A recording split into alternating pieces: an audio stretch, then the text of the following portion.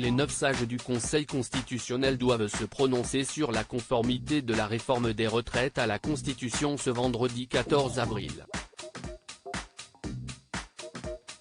Alors que des manifestations sont attendues dans tout l'Hexagone après le rendu de leur décision, nos confrères du Parisien ont rapporté qu'Emmanuel Macron compte bien faire face à l'agitation sociale. Depuis le début du mois d'avril, le président a été peu présent sur le territoire.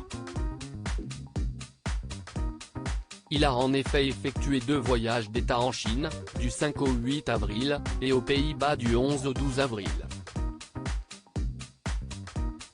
On va beaucoup l'entendre et beaucoup le voir dans les prochains jours, a glissé un membre du palais de l'Élysée au quotidien. Il semblerait qu'Emmanuel Macron prenne la parole en début de semaine prochaine en réaction à la décision du Conseil constitutionnel, souhaitant laisser passer le week-end pour savoir comment s'exprimer ensuite devant les Français. Reste à savoir de quelle manière il s'exprimera, avec une allocution, une lettre aux Français, une interview devant plusieurs médias. En parallèle, le président souhaite être plus présent sur le terrain. Les Français ont besoin de le revoir passer du temps auprès d'eux, il doit reprendre son bâton de pèlerin. Quand il est au contact, c'est là où il est le meilleur, a analysé Pierre Cazeneuve, député des Hauts-de-Seine. Le chef de l'État prévoit ainsi de se rendre à Denain, l'une des villes les plus pauvres situées dans le Nord, où il avait été chahuté en avril 2022 lors de sa campagne présidentielle.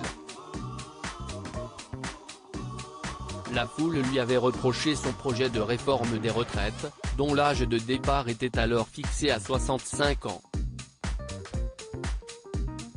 De toute façon, il se fera secouer. Il faut qu'il y aille et qu'il assume pleinement, a poursuivi Pierre Cazeneuve. Emmanuel Macron se rendra ensuite dans d'autres régions, peut-être sur 2 jours pour certaines, afin d'aborder avec les citoyens des thématiques autour de l'école, de l'écologie et de la santé. Supérieur à Emmanuel Macron, marqué par l'exercice du pouvoir, son évolution physique depuis 2017 pour Emmanuel Macron, il n'y a pas de crise démocratique. La présence d'Emmanuel Macron à prévoir sur le terrain et ses prochaines prises de parole pour en découdre ne sont pas si surprenantes.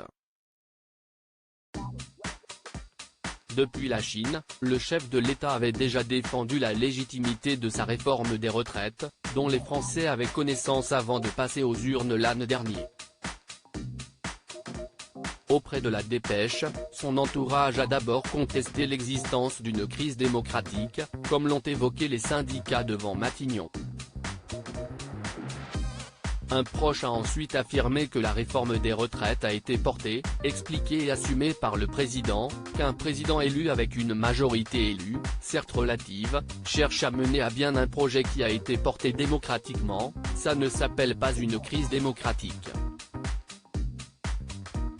Les prochaines sorties du mari de Brigitte Macron s'annoncent tendues. Crédit photo, Dominique Jacovide.